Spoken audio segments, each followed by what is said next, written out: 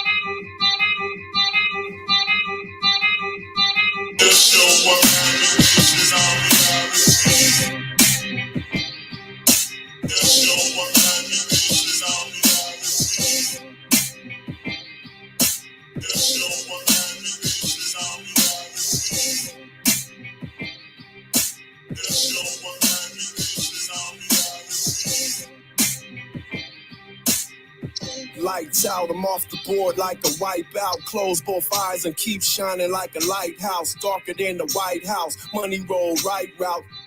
Play it off the wall. Mike Trout. Ladies want my energy, a spark, and they loving it. Then they can't find me like the Ark of the Covenant. I'm miles above the shit. You ain't even catching, must be wearing rubber mitts. Week party, I'ma bubble it. Came on the mothership with bottles and bags. Sit back and watch them trip off these models and rags. Versace, Gucci, Louis and Prada. We advertise for y'all and we still get nada. J-Roll bars are very, you just arbitrary. Head full of whack lines like the bar was scary. Hold up, have we met before? Not unless you rep the 4 elements that I'm repping for. Where's your top rock? Where's your feelings? Where's your triple threat? Hand to the ceilings. Keep them there, keep them there, keep them there, keep them there, keep them there, keep them there.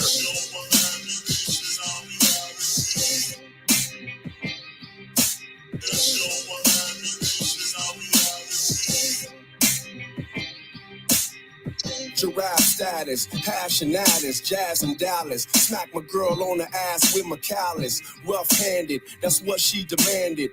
Left it up in the air until the flight landed. Layover, scooped in a gray Rover. Your end is near like auto-tune, you better pray to Hover. J-Ro, I'm in the house like an ankle bracelet. Wasted, face it, I'm deeper than a flooded basement. My language for the leaders like Leviticus. Look what they did to us. This is ridiculous. I'm too meticulous. I rock well. I'm so sick with this. Hotter than Sun Valley. Liquid run Cali. Life's a gamble. Axe Valley. Survivor of the galleys. Everybody talking about saving refugees till they start crossing the seas. Then they be like, keep them near. Keep them near. Keep them near. Keep them near. Keep them near. Keep them near.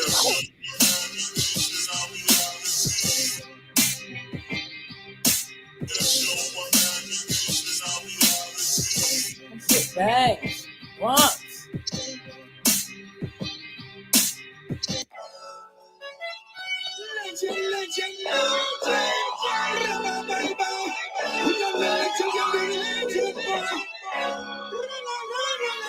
We are legendary. No one can stop this flow. We are legendary. No one can make no fuss. We are legendary. No one can stop this growth. We are legendary. Original musician with the crown. Yeah. No disrespect to Will Smith, but yo, I am legend. Preaching that hostile gospel, you can call me reverend. Leading the congregation and building with my brethren. Let me give you my resume. Hold up, this may take a second. Put on by Uncle Jan's BRE Westman. First nigga from the left, co-sign of Def Jam. Then move to Atlantic, they can't stop me. Jam Master Jefferson name, LA Posse. First DJ Bobcat, next one DJ Pooh. First collab with King T, just planning what it do. You miss that G shit with that East Coast spit. What you get the licks, baby. You get the licks. That's the name of my crew, and we legendary. You beat us in the month of never weary. Levels of clever, vary a virus on papyrus, getting heavy like your eyelids. You want less than minus, trouble waters all behind. We need more of this, liquid like a porpoise. They will rap on purpose. It's a dope MC shortage. You here to replenish, all in your face without a blemish. You taking out your own homies like a scrimmage. I build tiny homes, can't outrhyme me. Homes, this 10th line I'm on in your head like a xylophone. Feel a shop boys, family tree, amicably giving you what you need, baby. No one can stop this flow. We are legendary. No one can make no fuss. We are legendary. No one can stop this growth. We are legendary. Okay, let me wait. Hold on. Let me pause that. For a second.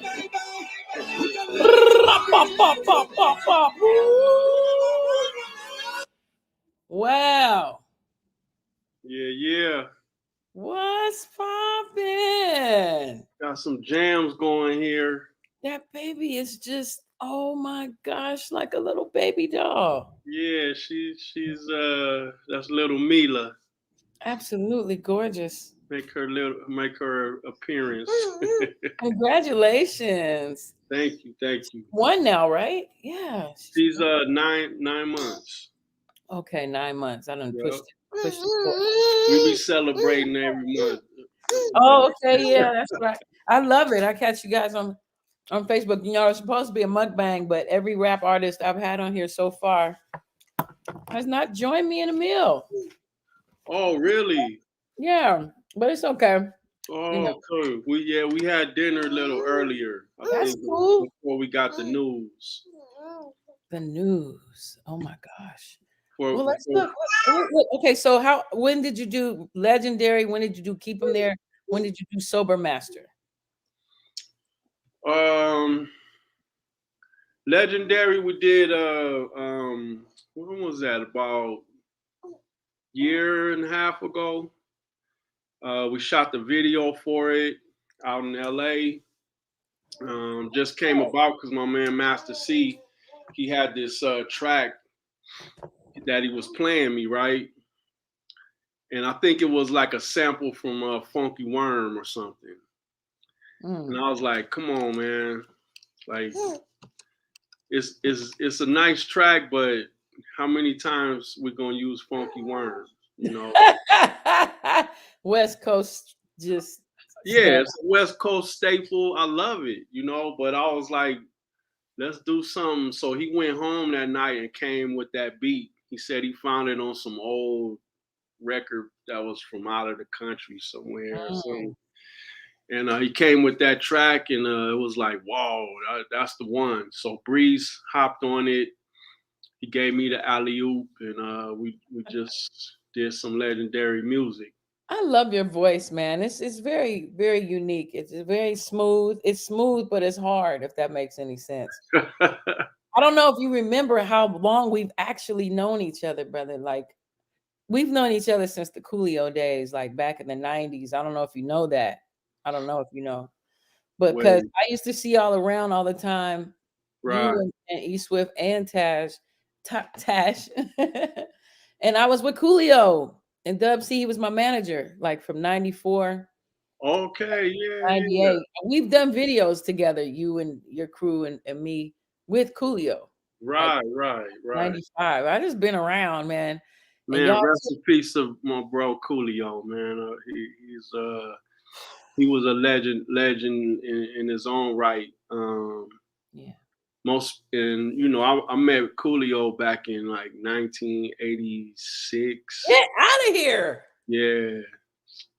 Cause I'll never forget. Cause I come from a city called Pacoima, right outside of LA, north in the valley, you know, and we used to do parties all over. Scotty D was the man that connected all of us up. Coolio, us, King T, Bobcat, DJ Pooh, everybody.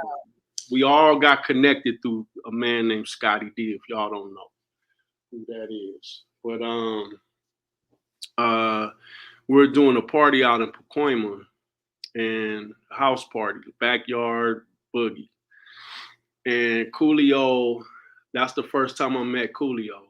He came out and he was down with the Soundmaster crew, which was a crew. One of the guys used to come out from the Bronx named DJ D. Okay. A DJ from Soundmaster crew in the Bronx. You can hear KRS-One mention them. What's the name? Just Ice, Soundmaster crew. Yeah, from that song going way back, he mentions Soundmaster crew. So we are members of the Soundmaster crew because Coolio was a member of the Compton chapter of the Soundmaster crew, and DJ D used to come out bring us breakbeat records before anybody knew what breakbeat records are. It's a long story behind that, but I'm gonna stay on this story with Coolio. That's fascinating, though. But I remember when we was packing the records up because I was the guy who was like carrying crates. You know, people used to carry crates. DJ used to come with like 10 crates, but it would be always somebody helping him carry the crates. I was that guy. So I'm helping carry the crates back to the van, and Coolio just busted this rap. And I'll tell you, most people don't know this. He was one of the dopest, most feared MCs in all of Los Angeles at this time. I'm talking about 86. Was he Coolio then? Was he? Did His he have? name was Coolio. Wow. I even know how he got his name, Coolio. Okay, how? Because I remember that story, but how? Well, I'll go first with the story that he liked to tell because he was a Leo, Oh my gosh. so a cool Leo. Got you. But some of the homies used to call him Coolio Iglesias because he was dressed real sharp at the time, and they was like, "You looking like Coolio Iglesias, what?" Hey there, Yeah, Jay. How you that's doing? that's the story I got. So, but other than that, it was like cold raps, man. I was like, I didn't even rap after he bust that rap, because I'll never forget. It was called "Don't Get Me Started." No, no, no, no, no. No, don't start it. No, no, no, no, don't get me started. He just kept saying that. And I was like, that was dope. Cause I was rapping at the time too, but I was like, I ain't even gonna say nothing after that. That's crazy. That's beautiful that they had like spaces for everybody to be creative like that around LA, you know. Most people don't really know the history of, I would call it underground hip hop in the 80s. People don't really know that history, you know. That's why I want to also have DJ Cool oh my god. Coolie cool I can't even think. Schoolie D. Wait, oh my god. Okay. Spoon. I'll get back to it. I can't think of his name right now, but he's one of the old school OG joint brothers, and I'll figure that out. But Joe Cooley or who? yeah, there we go, Joe There we Cool. go. Joe Thank Cooley. you. I want to have him on the show and break all that down as well. Like that's really interesting because Yeah, you because know, the thing, the hip hop was a hood thing at the time. You know, only time you saw hip hop was Ice T. in the ghetto, like backyard parties or down at the mall. Somebody might have brought some cardboard to do some backspins or something, or house parties. People was DJing. There was no hip hop in the clubs. There was no hip hop on the radio or TV. There was nothing in media at all during this time. And I'm talking about like pre 86, like 83, Wow. 82, 83, 84. It was all just in the neighborhoods, you know. For K Day, huh? Yeah, I mean K just before K Day, and K Day actually was the first one. I remember KGFJ used to play Mhm. rap music, and K Day came as first all hip hop Now, channel. Did you work with K Day a lot in the beginning? Since you were already on the scene a little bit. Yeah, well, when King T made his first record, we went up to K Day, up on the hill, and met Greg Mack. That was like, Craig, never forget that. You know, we sitting in this room with Greg Mack, and DJ Pooh gave him the record. He started playing it, and yeah, it was a monumentous occasion. that sounds amazing. Is that music still around? You have any of those old tapes? Those I old, wish I old did. That's the thing. They was on cassettes. Cassettes pop. You know, they don't last like wax and yeah, all that. that's so unfortunate. That's some gems right there. No, Yeah, funny you mentioned King T, man. I've been on a diatribe about King T a couple of times because I heard Biggie in this interview say he was totally inspired by King T. And I went and listened to some old King T and I was like, dang, I thought it was Biggie. That's what I was telling Coolio. I was like, I thought it was Biggie, yo. right. So another part of this whole reasoning for doing this historical legends West Coast shout out. What's up, everybody? By the way, we just dived all in is because of the fact that I've noticed shows, no diss to like the Drink Champs or anything, but it doesn't seem like they really respect the West Coast artists enough. Even though quiet as kept. They've been a lot of inspiration has come from West Coast artists. You know, there used to be a running joke. I think some rappers from the East Coast kind of like used to kind of disrespect the lyrical aspect of West Coast rappers, you know, in general. And definitely that's not fair. And by the way, folks, the Alcoholics, they have worked with Pharrell. Okay. I love that song. We Matter of work fact. with a lot of people from the Diamond D to Busta Rhymes, Oh my gosh. DJ Scratch, you know, Q-Tip, a lot of people from the East Coast. Mm, mm, They always respected what we did, and that started from, of course, King T. He was getting played on the radio out there. Marley Marl and them was spinning his mm. records like real hard. Hence the inspiration.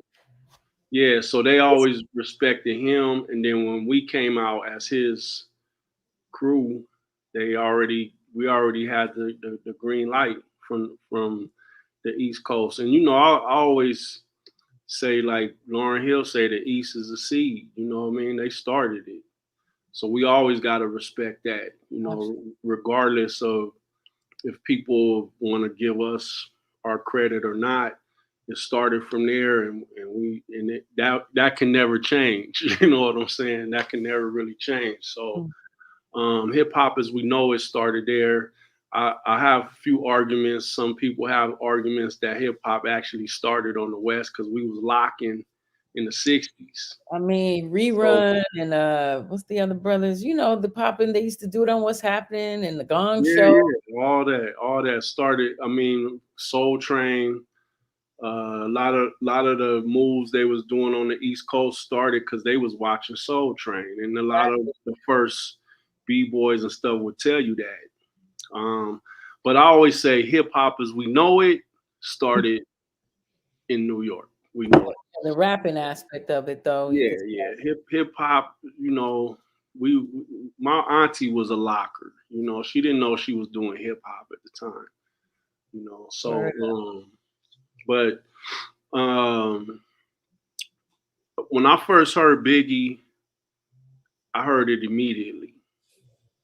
I was like, he sound like my bro, you know? And when we went on tour with him, he told us that. He said, man, all I used to listen to was King T. Biggie told us out of his mouth. Puffy told us years later even. Damn. That's incredible. That's incredible. I had never really heard that until I had watched some clip and Biggie gave it up. Wow. I want to find that clip. I really do. I know it's not. It's important, but it's not important. If that makes sense, you know what I mean. Like, I really have come to really have the honor of getting to know a lot of the rap artists on the West Coast. A lot of them, in general, you know. And I'm so impressed with just all the incredible creativity that came from all these little pockets of little crews, you know. A lot of them started as dancers, then they evolved into rappers, and me too. I evolved from like poetry into doing more so like a blend of spoken word and rap, you know. Right. Like that Good Life, man, that was a place I definitely honed my skills. I used to go up there with Skilo. Like that's how I came up in there. Oh, Like, wow. Skilo, That's what's up with Skilo. yeah, we were like cousins, man. We were like play cousins. And every week we would get together and try to have the next song for the next Thursday. And I always forgot my part. It would never fail. And speaking of tapes, when we moved to Las Vegas, Dino, shout out Volume 10. Volume 10. Cleaning up, and he threw that tape away. The only tape I have of me and Skilo performing at the Good Life. I'm like, oh my God, I hope somebody out there may have it. But it is what it is. Shout out Skilo. Yeah. That first time I saw Skilo was at a what do they used to call these things? Showcase. Oh, okay.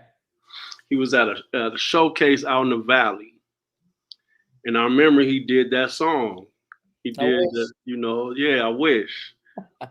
And after the, because we were out already, so we was like, I was invited to come down, check out the new talent, whatever. When he got off stage, I was like, "That's a hit, bro. You need to do something with that, like for real." Like I was loving it already, man. It just sounded like a hit. I never seen this dude before in my life or nothing. He was up there. I wish I was a little bit taller. I was like, "Oh, that's it right there." I got a story behind that song.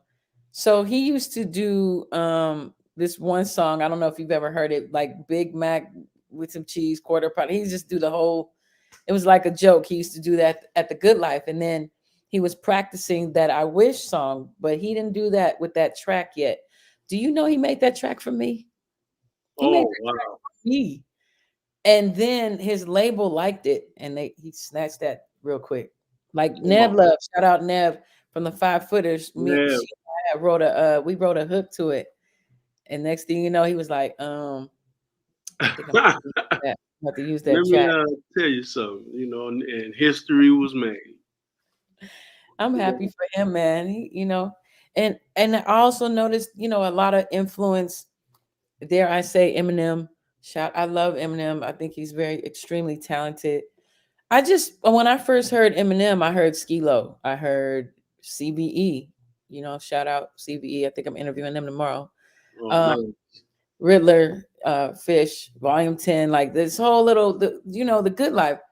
But Right. also another reason I wanted to start this interview session is because there are so many amazing, talented artists. And I started just kind of playing music for my students. I have middle school, high school age students, and they have little to no knowledge about music past a certain time. And I just feel it's important that they understand how much incredible, skill is out there, what hip hop really is. You know what I mean? So I appreciate you coming on here, J Ro. This Oh, is so appreciate you dope. having me. Thank you. So Thank you. impressed with you guys. I remember they used to, I don't know if you knew this, but y'all was considered like the light skinned whatever. Because all three of y'all are some peanut butter colored brothers. Back then, I don't know if they even tried to take you seriously at first until they actually, you come out rocking the tracks, and then y'all just had swag and lyrics. It's just like, knock it off. It's undeniable, you know? And then what was that brother's name? He's a teacher too. I don't know if he's teaching now, but what's his name? All right. Defari. Yeah. Yeah. Shout out He was doing it, man. He's working behind the scenes in Hollywood now. Okay. Doing this thing. Got a beautiful family. Dope. Yeah, he's a man. He's a man of God. He really. I won't say turned his life around. He wasn't like a bad guy or nothing like that, but he really is a very impressive guy. Mhm.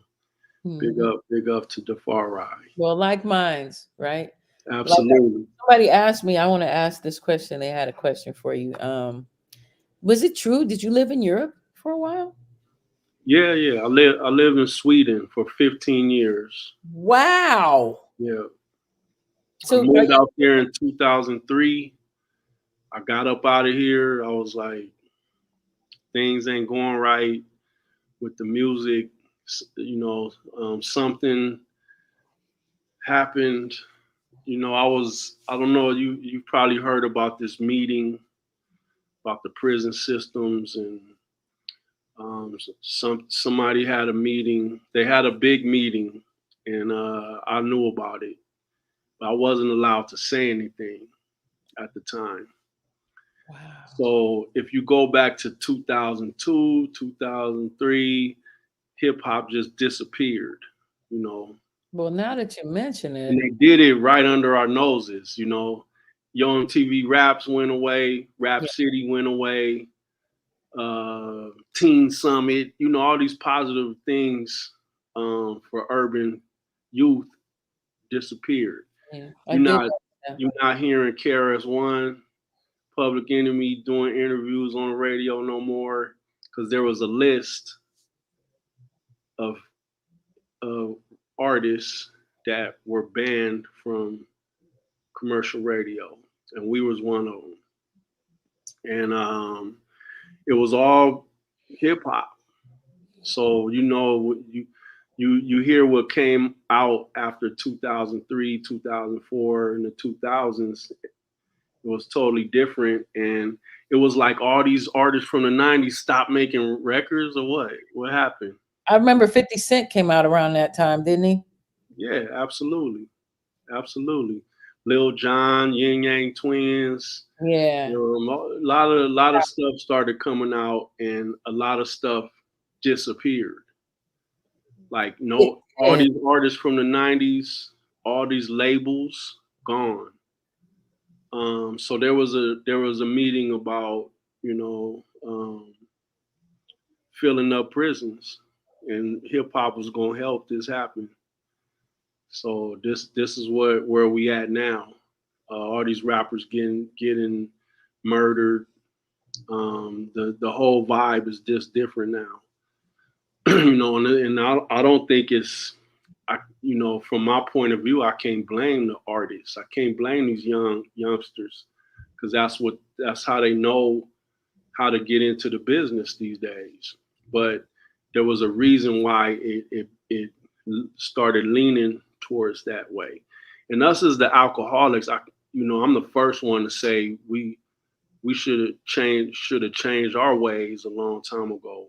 But you know, the shift in the vibe of what was happening was just totally changed during that time. Until now, it's still happening. So Kanye was right. a lot of people are becoming aware of it now, or have been coming. I heard the Crazy Bone speaking on it. Someone spoke on it some years ago, and that's why I was a little more comfortable coming out talking about it myself. But when I saw that list, I left, and nobody understood it. They was like, "Let's bring hip hop back, man. We can do it." And I just kept telling everybody, it ain't gonna happen, bro. It ain't gonna happen. It ain't gonna happen. They're like, man, we could bring it back. Everybody doing this new type style. We can bring the. It ain't about us. They're not gonna play it. But I couldn't really explain why at the time, you know. That's deep. But yeah, that's where we at now, and I can just say their plan worked in a way. You know what's deep about that? Hey, we up close now. What's up? There we go. Oh my God, I look so fat. I scare myself. Well, you know what? I've been eating. So I've been getting a little chunky in the face.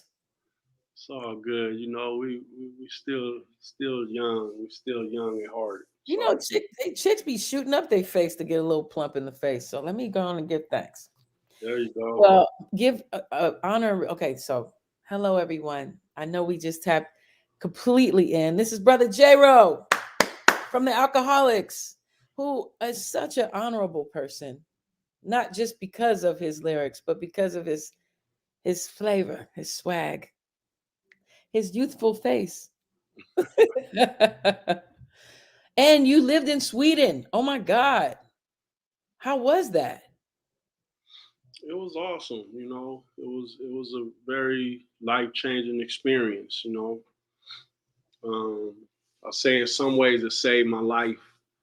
It slowed me down a lot. It got me healthy, thinking a lot different.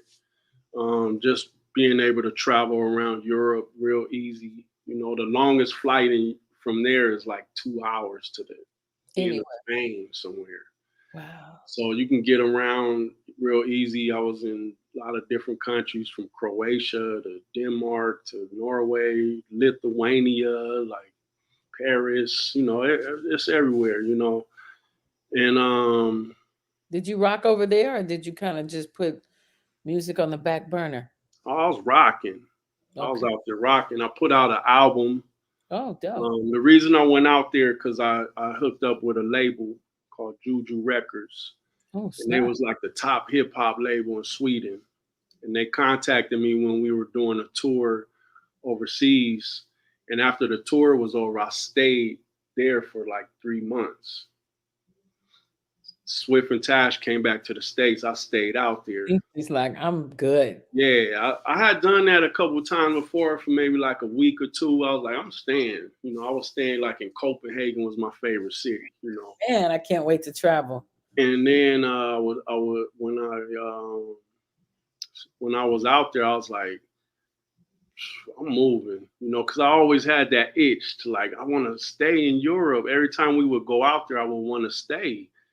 So I got the opportunity. The label was like, yeah, let's put this album together.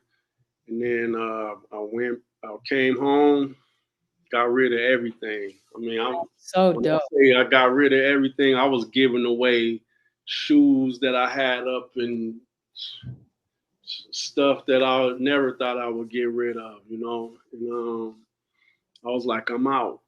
I just felt more free out there. That's what they say. I wonder if free. So, you know, I was free, like, I can speak my mind. I can, you know, the one thing that really hit me when I was in Sweden, it was the first time I was ever called an American. What did you think of that? I'm sitting in the room and one dude is like, yeah, he's the American. And you're like looking around like, who is he talking about? I'm like, wait, he's talking about me. And then it would happen over and over. Like, yeah, you're American. You know what's up. I'm just like, wow, I ain't never been called an American. Ain't none of my family members ever been called an American. None of my ancestors ever been called an American. And that's what I am, you know? And so that just really gave me a whole new mind state of who I was and who we are as people and what this world is really about. And so I would go around Europe, and I tell you, I've been to a place like Macedonia. Dope. I've been to small towns in Poland, wow. Croatia. And you think we live in ghettos in California? Ain't nothing close to what I've seen out there. They have for real ghettos, like from the 40s, from the 1940s. I'm talking about now. Oh, the poverty. Poverty. It's people living way worse than I ever could imagine. And I'm talking about white people. As we call them, This is what I'm talking about here. Mm-hmm. And so these things just changed my whole view of the world. Like, really. You know, I thought we had it the worst and lived in the worst areas in the world. You know, basically, without, you know, I'm sure there's some third world countries. They always make Africa the like highlight. Africa, you got parts of South America, Asia, but I'm talking about Europe. Mm-hmm. You never hear about that. Right. Poverty stricken. I'm talking about people outside around bonfires, goats walking down the road. I ain't gonna say street. Houses hand built. I've been to Africa also. I've seen that down there too. Mm-hmm. Just shanty towns. So it's a worldwide thing, and I think most of the world live like that, you know. But we get this facade out here that we living good, and there, you go across the street, it's the ghetto. The ghetto out here is more of a mind state, in my opinion. It's something that's been placed in our minds. That's right. To think a certain way. It's not by accident. Right, but other than that, on positive notes, I taught at a hip hop school for 6 years in Sweden. Wow. It was a year course where students could learn all the 4 elements, how to interact with all the 4 elements, We brought in guest teachers like um, amazing writers, graph writers from New York, B boys, B girls, DJs, MCs. Uh, from J. Rue to Damager to Wild Child to AZ to B girls from Korea would come in and do like a week course. Donald D used to come. I used to have him come in and do the history lesson for 2 weeks every year before this class started. And he had like pictures and documents from the beginning in the Bronx and stuff like that. That's dope. I'm glad to know something like that exists. And this is from 2005. And I taught there for 6 years. Incredible. So did you come back and forth at any point? Like, did you come to visit your family, or you just absolutely stayed? I used to come back at least once or twice a year. Okay. I was still doing shows with the Licks. We would do shows in United States and That's Europe, so fun. Dang. Australia still. So I was I've been through 8 passports, just put it that way. Incredible. I've been through 8 of them. We talk about putting a book together, good brother, because my aunt lived in Belgium for like 6 or 7 years, and she used to always talk about the culture, like the difference in growing up as a Black woman here and then being a Black woman in Belgium. And she talked about racism. It's not like there isn't any racism over there. Right. But it's like it's different or something, she would say. At least in Belgium. Yeah, it's racism is just a natural thing. It happens everywhere, It's deep. Racism in Africa. Right. Racism Right. everywhere, And then the whole notion of race is different. Like the term race is just even different. Right. Deep.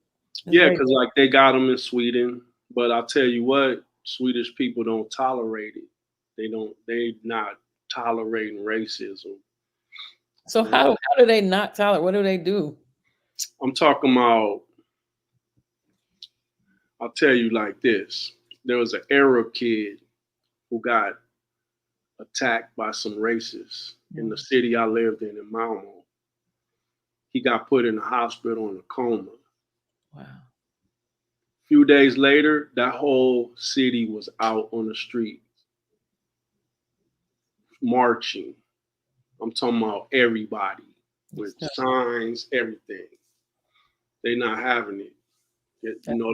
They think that's old, barbaric, not Nazis. Nobody like that really out there. But you still have people that's still down with that. They, living out in the countryside and stuff like that. They're not loud about it. Yeah. But there's no tolerance. That's dope. That's good to know. That was something else that hit me. Like, wow, this is. I ain't never seen nothing like this in the United States. If something happened to a Black kid, all the Black people come out and march, right? Out there, everybody came out. It was like, nah, this ain't happening in our city. Wow. Wait a minute. So what did you think when you came back? What was different? Oh, but you have been coming back and forth. Yeah, I was coming, but it would hit me every time. I'm like, wow, this is where I grew up. This is, and I would see people going through certain things and still living the life. And I always say, like, because people over there would ask me, what is LA like? And I would tell them it's the best of the best and the worst of the worst. In one, on the same street, I could be sitting in my car that's barely running, and a dude pull up to me in a Ferrari, same age as me, look just like me, everything. That's LA right there in a nutshell. That is real. I went to Hollywood High, and I had just moved to LA like the year before from Chicago. And let's put it like this. My mother's a hippie, so I lived everywhere. Okay. But we moved to LA. She knew I wanted to move to California, and she was tired of the winters. So we moved. My brothers and I. And we were kind of, financially challenged when we moved here. And the next year I'm kicking it with like Alyssa Milano and Kidada Jones and like, you know what I mean? Like Corey Feldman, Corey Haim, all these kids, they loved my goofy self, you know what I mean? But just the year before I was I'm still, I was still, financially challenged. But You in the same high school with yeah, them. Yeah, they didn't care. LA. Like they didn't care about that at all. So it was just You crazy. you don't get that dynamic really nowhere else. Yeah, yeah. Like I'm like sitting with some of the richest kids in the world. And I live down at the Alexandria Hotel. Like, yeah, that was wild. But yeah, I appreciate, they say when you travel, it's like you grow exponentially. Like, it's nothing like living other places and traveling because you get to talk and smell and eat the food, of a different space, Yeah, and the thing is, like Europeans, they travel. They don't like to travel. Like, say, someone in France, they don't like to travel to Germany. They want to go to America or Australia or Thailand or something. They go travel. So, most people out there have that different mind state already. They know what the world is about. But us here, we just go to New York or Miami or go down south, visit our family. We don't really get out of this country, which is, I can't really blame nobody because this is a huge country. You could spend your life traveling around America and not see the whole thing. So it's really hard. Some people ain't ever been to Pasadena, brother. I always used to tell people, man, because they think we live in California, we spending all kind of time at the beach. I be like, I know people ain't probably been to the beach once in their life. Maybe twice, maybe. Yeah, maybe twice or maybe once every few years or something like that. Or we just, we're enclosed. And some, like I said, some people travel, but they don't really get out of the country because that's like kind of like if you leave the country, that's kind of like, wow, you went to London. Whoa, that's like amazing. That is amazing, brother. That's amazing. But people overseas, they travel like it's nothing. I know, like people, they would have this saying out there. Like I'm talking about young people, like 22, 23 years old. They're like, I'm eating spaghetti and ketchup for a couple months. Why? Because they saving up money to go to Thailand for a month. You know what I mean? They come home, they work, they save up some money. Now they going to Nairobi. Yeah, there you go. They go down to Africa or something. That's dope. I met this cool sister when I was in Atlanta, and she said a whole bunch of folks just moved to Tanzania. Like, yeah, that's what we doing. We moving to Tanzania. And they moved to Tanzania. They would just take she said she would come back to America maybe every 6 months and get like barrels of food. That's why she was in Atlanta at this particular store I was at. She was buying like barrels of like her favorite, American whatever. Right. And she said they had a whole compound. And the money spread so much that they could afford security. Like she said out there, they're considered not rich, but like hey, they rich. They had enough to have security. They had armed security at all times. And there was just like maybe 8 to 10 black folk, just like we moving to Tanzania, we chilling. Yeah. I mean, I've been to Cameroon and I haven't been all over Africa, but just going to Cameroon was just like open my eyes once again. Like first I noticed there's a lot of money in Africa. It's like a lot of resources. You see different country flags down there doing their thing. But I was loving it. Like I got on the plane, the pilot, the flight attendants was all black. People land, everyone was black people everywhere, man. It was like, wow, you know. Now, do you speak different languages, or did you get away with just speaking English in these places? No, I speak Swedish. I learned how to speak Swedish. I'm in Sweden. I'm terrible. Here, I speak really good Swedish. But they speak really good English, so it's hard for Americans to learn Swedish there because everybody want to speak English with you. Okay, So they learn in school how to speak English. that's dope. Yeah, my Cameroon, back to daughter, that. 17 years old, there who speak 5 languages. Your daughter? Yeah, That's incredible. yeah. That's So incredible. My stepfather's from Somalia. He spoke 9 languages. mm, But that would make sense because, like in Somalia, they speak, of course, Arabic, and then mhm, he spoke his local family language. Then he uh-huh, spoke English. He spoke French, spoke mhm, Italian, German. I can't even remember the other languages he spoke. But that's a lot of people from other countries tend to speak multiple languages because I figure how America has Ohio and Kentucky and all that next to each other. They're right next to each other. right, France is right next exactly, to right Germany. next to each other. You know, So they learn, they learn a little bit of a lot of different languages, but in school they learn even more. And everyone has to really learn English. I call it the money language. I've heard that before. If a Korean and Mexican is doing business, they speak in English to each other. Trust me.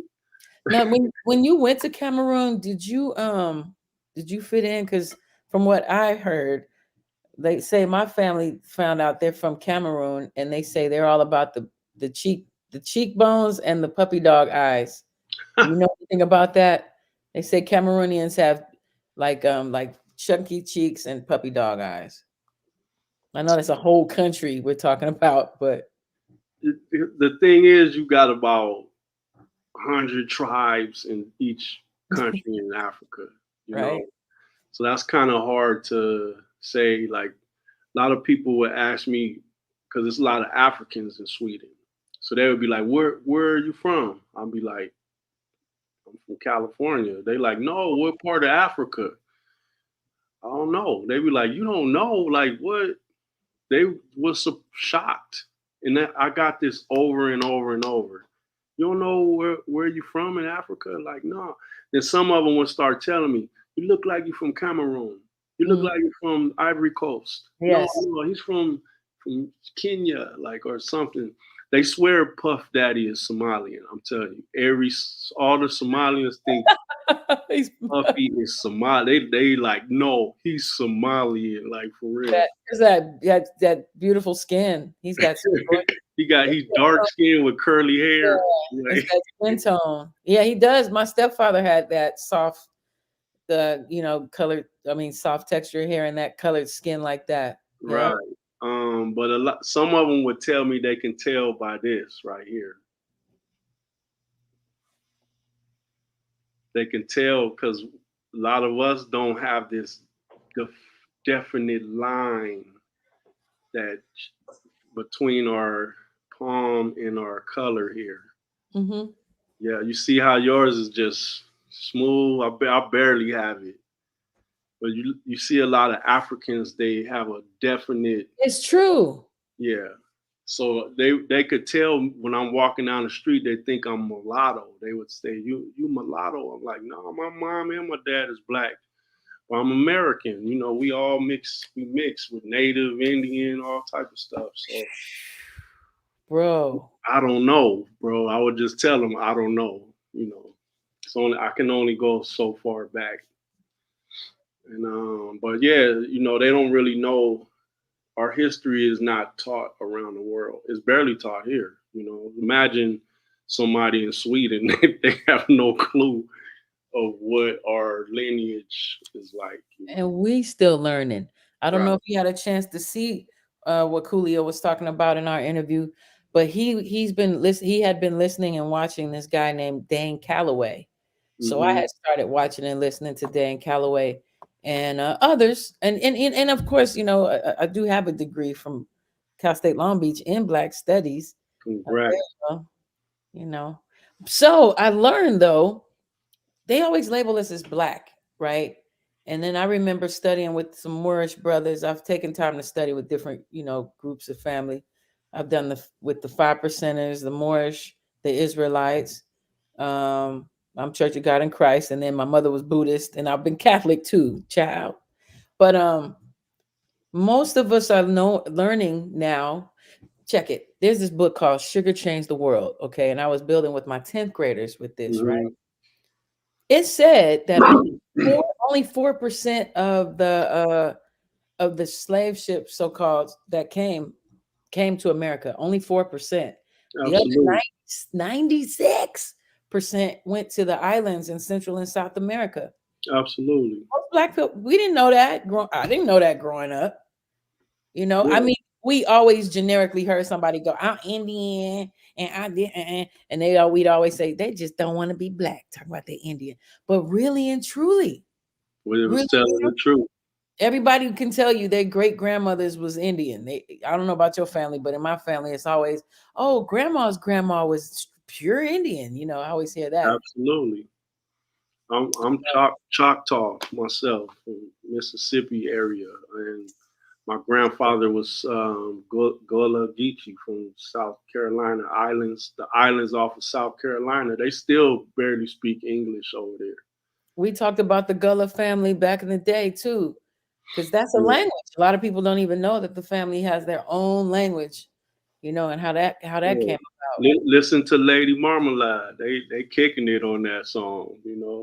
Mm-hmm. They kicking it. They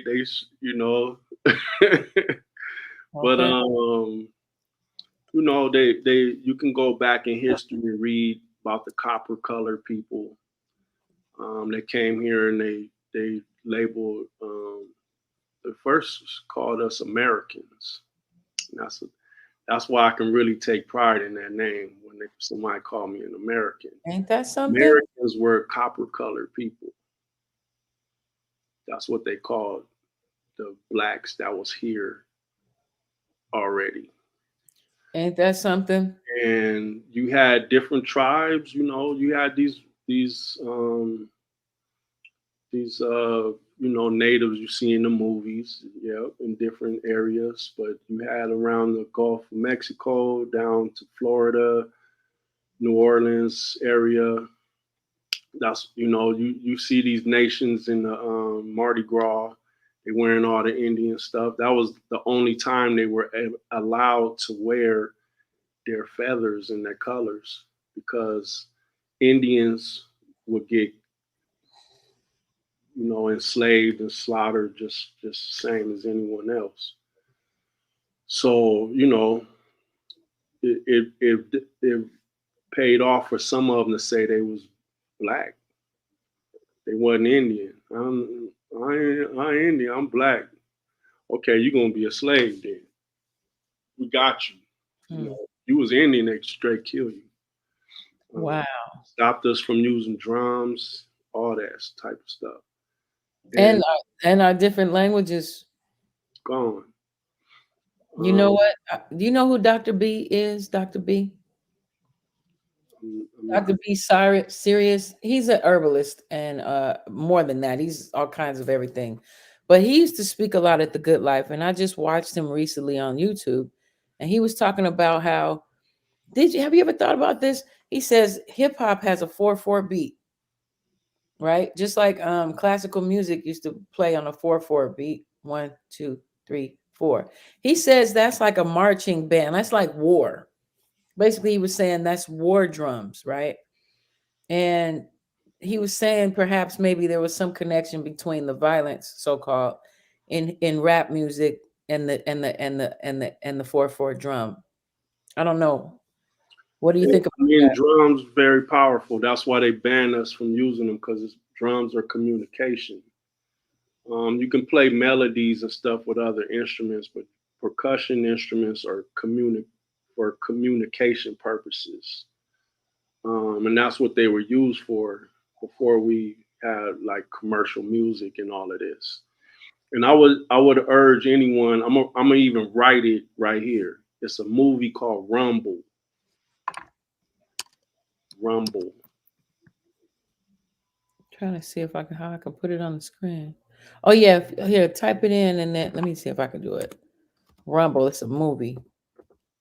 I think it's called the Indians Who Changed the World. I'm gonna write it right here. Okay. This will change your whole perception of American music and music in general. Like, why did they get so mad because the brother pumped that little movie up on his This movie will change perception, and it tripped me out because it's a movie about music. here, press Rock and enter. roll. You put it in private chat, I think.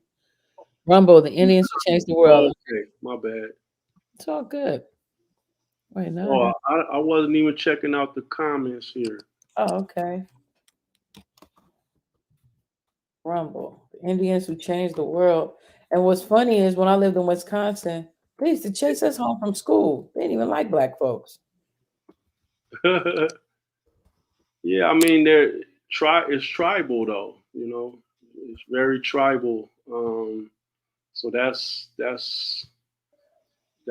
very natural for something like that to happen. Interesting. Okay. Thank you for writing that there. Mm-hmm. So when I watched this movie, it just changed my perception of music, but it also gives a history lesson of who we are in this country. And that surprised me because you got all these artists from Howlin' Wolf to Chuck Berry to who else is in the movie? A lot of people is mentioned or that are in the movie, and when their name comes up, it tells you what tribe they're from. Wow. Michael Jackson was Choctaw. Jimi Hendrix Choctaw. You See know how that. Jimi Hendrix used to wear he knew his grandmother used to tell him, and See. he was very proud of his heritage, and he wore the fringes, and that he always had something on, feathers and things like that. And if you go and look now, you'll notice it real loud. But they talk about this in this movie, and I think anyone who's in music should watch this movie. Like for real, it's very it's life changing. Informative. It's very informative and for everyone because it lets you know that we all created this. That's right. What is called rock music or popular music, we all had a part in it. It didn't just really start from the blues. It didn't just start from down home blues and this and that, but that it went back. That was part of it, but it goes before that. Where did the down home blues come from? So I'm gonna just put it in perspective real quick, and we can change subjects with Come that. on, that's dope. But just imagine how these dudes used to sing. They used to sing like, Yes, yes.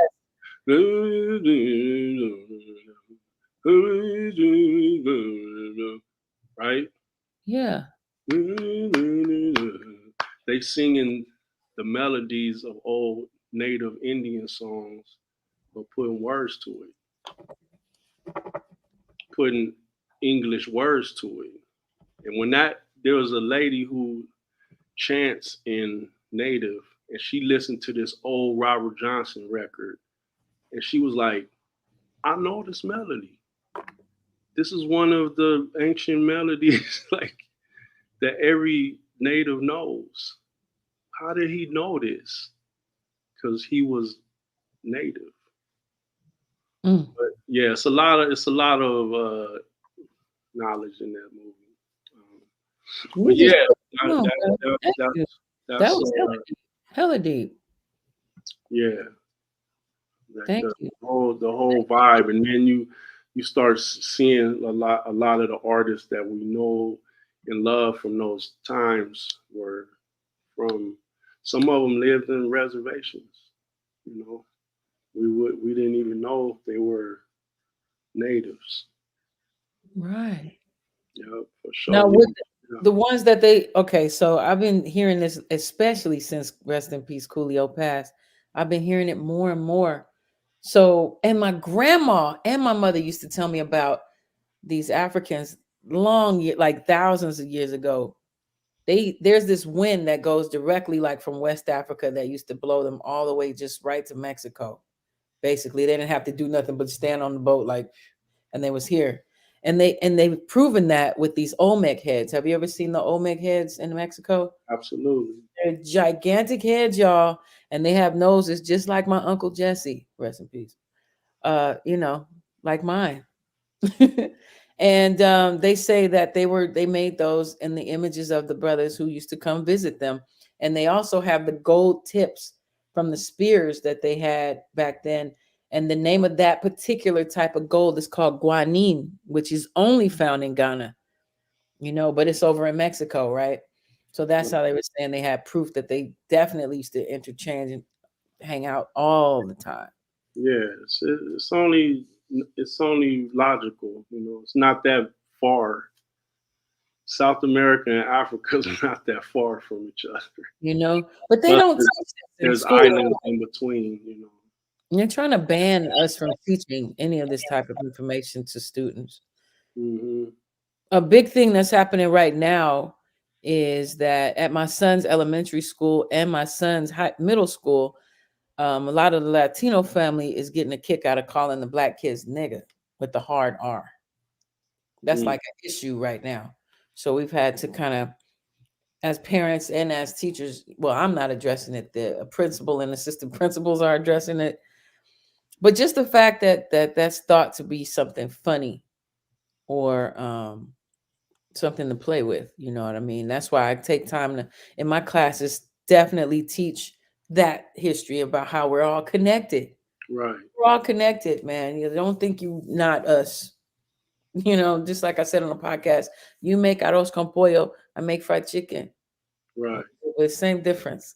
Absolutely. I mean, that was one reason why I mentioned this movie because it really just shows how we are connected. And I might have to play it on a podcast and then like do like a live discussion on that. That sounds absolutely, absolutely.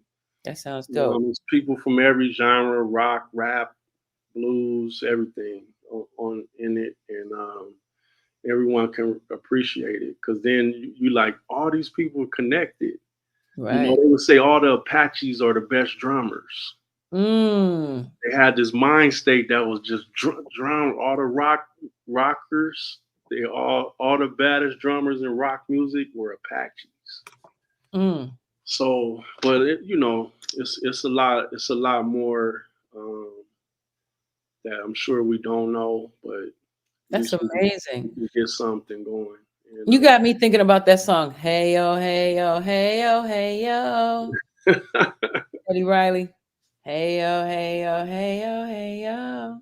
Right, right. I mean, it's all the rhythms ain't no new rhythm.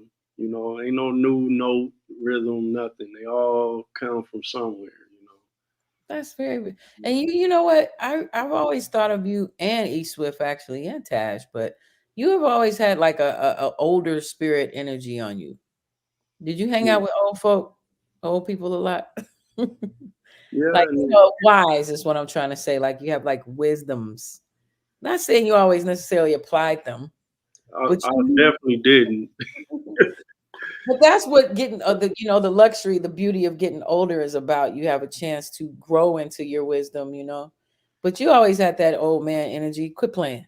Yeah, I had that energy. Like you said, I didn't always apply it, but I grew up, in the family system, in the AME church, all the elders in the church. It was like big family. So just growing up in a black neighborhood that will, people that's 90, people that's 9. That's right. That's how it used to be. Yeah. They trying to really shake that off and shake that up now. Right. So that's what's missing. You learn things from older people. They would give you advice, tell you things, what you should be doing, what you shouldn't be doing, and that's just what I learned from. And thank God, I got that kind of education, because it guided me, like you said, that wind guided people on the oceans. It guided me through life. Certain things I would think twice about. Like, I don't want to upset my family or my elders by doing something like this, even though I have the urge to do it or something, but it would just make me go in a different direction, even if it was a little bit. But yes, it's just a lot of life experiences that make you a certain way. And like you said, as a kid, I was around like I was raised by a lot of people. Put it that way. My mom's single mom. Don't take nothing from her. She did everything for her only son, her only child. So it was just like, moms was there always, but I was raised by a lot of people, a lot of good people. Thank God for that. And I don't know how much time we got, but I want to give a You big have all the time in the world. I've done 4-hour podcasts with Voodoo, 4 hours with 2,000 Crows. I did a 4-hour one with. I'm not saying you're gonna do that because you have such a your baby and your wife. Yeah, I was gonna mention. I was gonna want to give a shout out to my wife. Oh, we're getting there. And my baby. Absolutely gorgeous. Oh my gosh, that's the life now. Sophia, little Mila. How'd you acquire that gorgeous baby doll lady? She's so pretty. Man, we have a very very great story. We became friends. She kind of popped up on the scene in LA, and I had came back, and this is how God works, because I had no intention of ever living back in California, United States, nothing like that, no intention. So I came back, and by certain circumstances, I kind of got stuck where I couldn't go back at a certain time. I had to stay in California, and we met at this time, and we just became really good friends. She was learning how to DJ. We was doing the thing down there in Hollywood at the Delicious Pizza. Chris the Glove and some other great people down there. So we was doing that, and we just started hanging out. Like, oh yeah, I'm gonna come out there. We're gonna go here. We're gonna go do this. Like, just hanging out, And Are you serious? I mean, and we had this thing like we are friends. Like people would be like, "Yo, y'all together?" Right. Like no way. We had many conversations about it. Like we can never be in no relationship together. None of that. She had something going on. I had something going on. It wasn't by no means. So pretty. You were never just like. Even in my head, I was just like, that ain't gonna work. It ain't gonna work. For real. It just won't work. I know myself. She's a certain way. It ain't gonna work. So,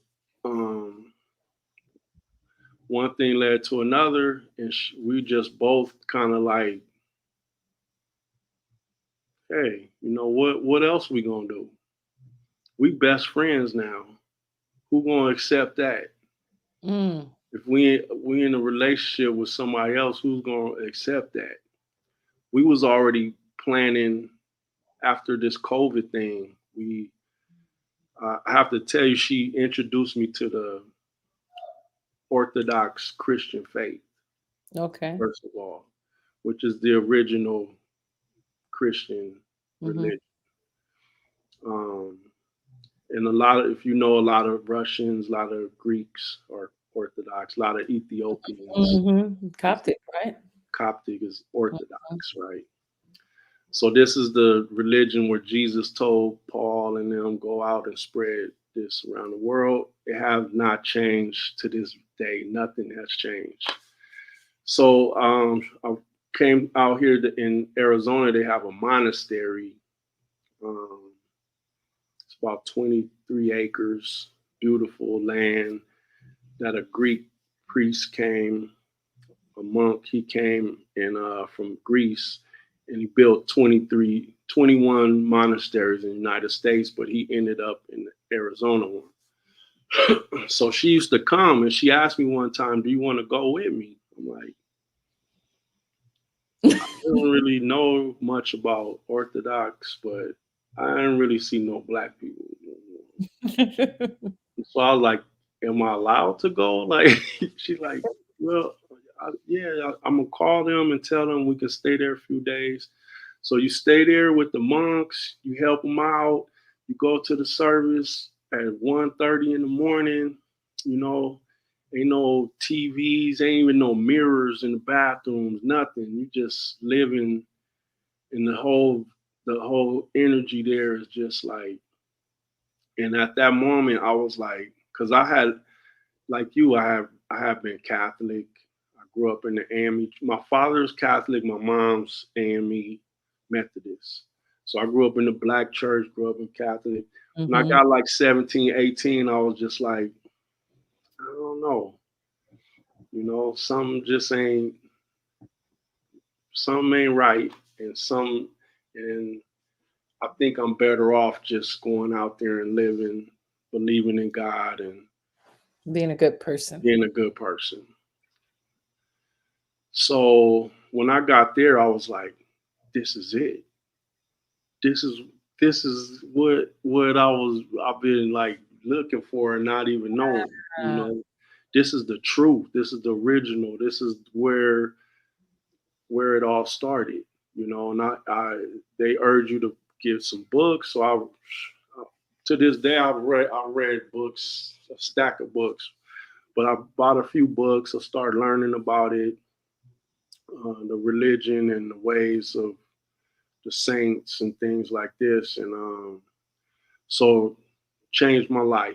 She changed my life by taking me there. So it was all a plan, God's plan for that's sure. right, Chrissy. So then the story started making sense when the way I met her, the way we became friends, everything. And at one point, I was having some problems. I was like, where I'm living at is not cool, and I'm going through this. I can't go back to Sweden. She looked me in my eye and said, "This is not you."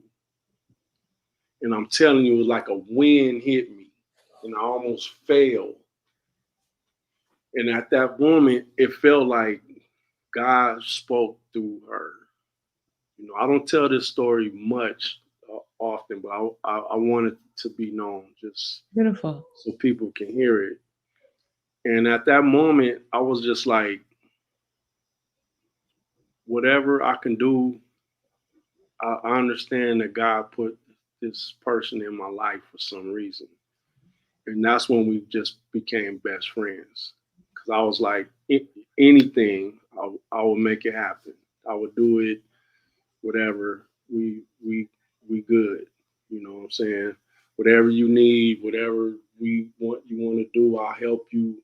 Because you just put me in a whole different frame of thinking, of my spirit. And this is before we went to the monastery. So then we go to the monastery, and that's what I'm saying. All this made sense to me now. Of all the women, right? Yeah, all the women in the world and all of this, it was just And like her beliefs, she had a spiritual base.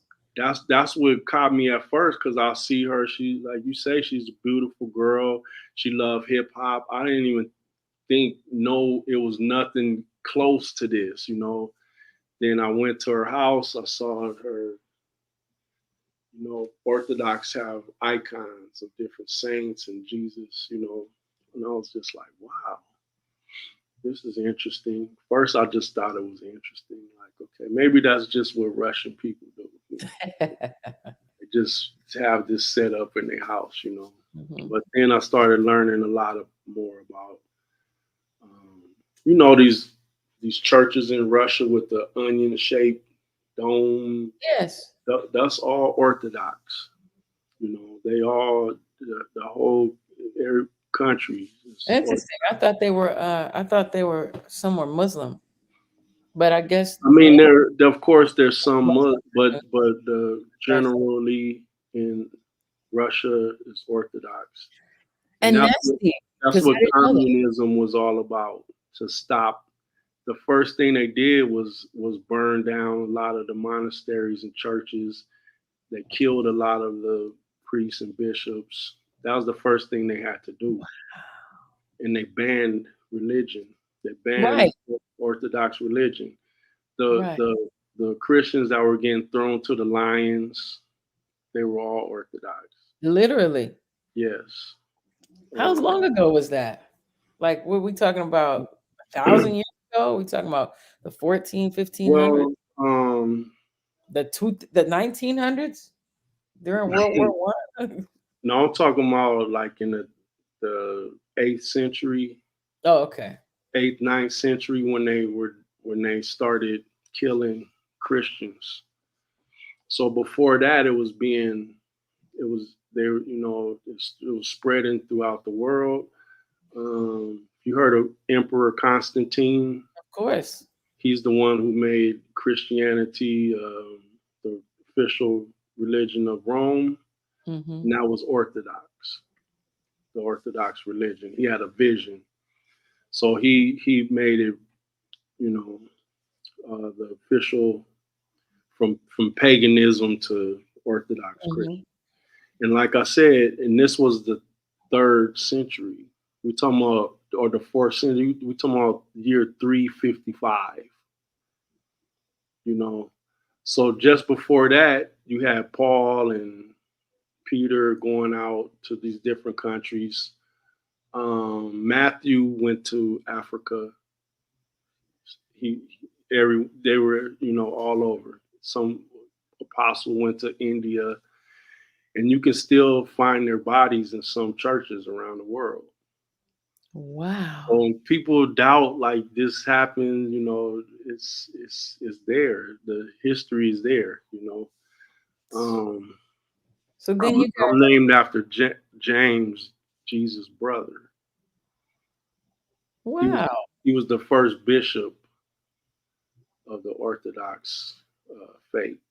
People don't think of Jesus having siblings and things. James. Yeah. Wait a So minute. Wait a minute. I've heard people say there was no letter J until the year 1400. So was it okay, so the thing is, I'm speaking English now. See, okay? that people always want to find something like, oh, there was no letter J, or We've heard that before, right? yeah, of course. But I'm What speaking English. Of course, his name wasn't James. my son doesn't care that it's live. He just doesn't care. I'm sorry. They his name wasn't, as we say, James now. They spoke Aramaic. They spoke Greek. They spoke different languages than we speak now. But today, that name has turned to James. What I don't know the correct pronunciation or what it was then, because like in French, James is Jacques. Oh yeah, that's You right. would think that's Jack or something, right? Right. It's Jacques. It don't sound nothing like James. That's right. So that's today. A good point. So people, they will always try to throw, like they say, a monkey wrench in the system. Um, I also wanted to just throw a side note. Thank you for sending those masks. Look, y'all, oh, during the corona, brother sent us masks. My husband was like, "Oh, we don't have any masks." You sent us you sent us those lovely masks, and I still have like one of them. Wow. I just wanted to, like a keepsake. I was like, I want to keep something. Absolutely. Yeah, absolutely. I was wow, you just reminded me of that. But yeah, I work with a company out in California that um, mass produces stuff. They get stuff from China and they had shiploads of them.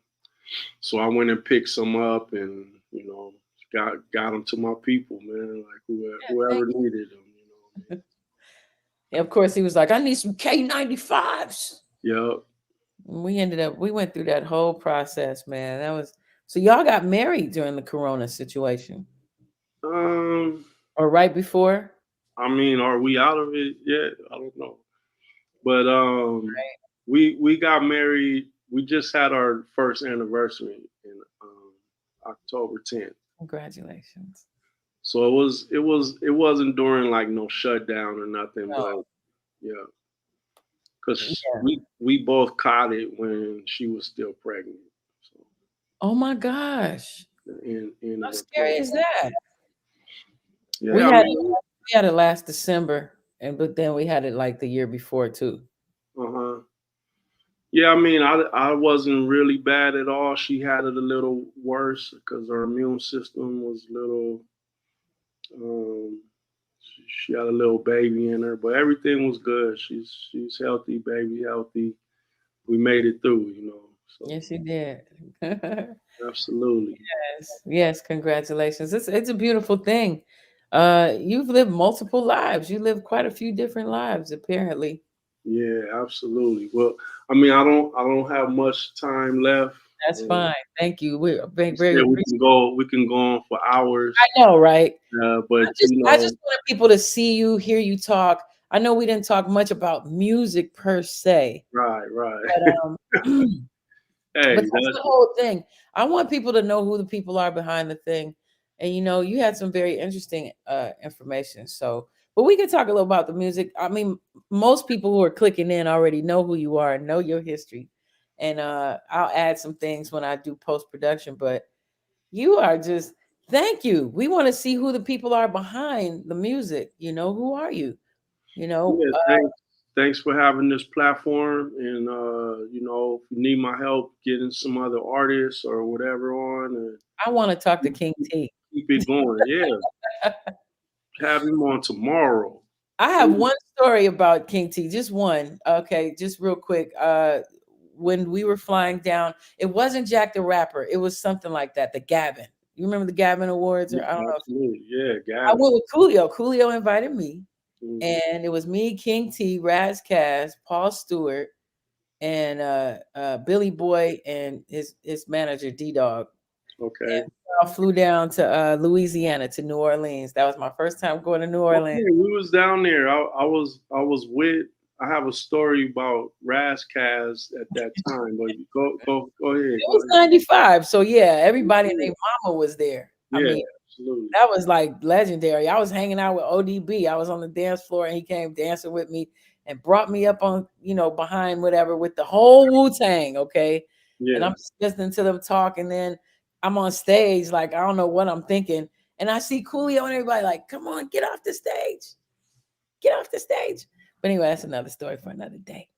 But anyways, thank you so much. And bless you and bless your family and everything and all of that. And come back another time. Maybe I can get you, E Swift, and Tash on here. That'd be great. yeah. And send my regards, my love to Dino, to Volume 10. You know what I mean? His newest album is awesome. It's not even hip hop. It's kind of hip hop, but it's not. It's like beyond. It's like something else. Amazing. Check it out. He's going as Dean Hawkins. So there we go. There you go. We all evolve and keep doing our thing, and tell him to keep doing it. For sure. Thank you. Yeah, he's a magical spark in this world, and right. God bless you guys, and thank you. your union, and stay strong and keep God first. Thank you. It's a beautiful story, and thank you. All right, hey, okay. So we had the legendary J Ro up in here. Beautiful stories. Beautiful stories. You are a very deep man. It would be great to talk to you guys at another point. All right. Well, that's Chit Chat podcast. And thank you. All right, y'all. Peace. Whoa. Hold on.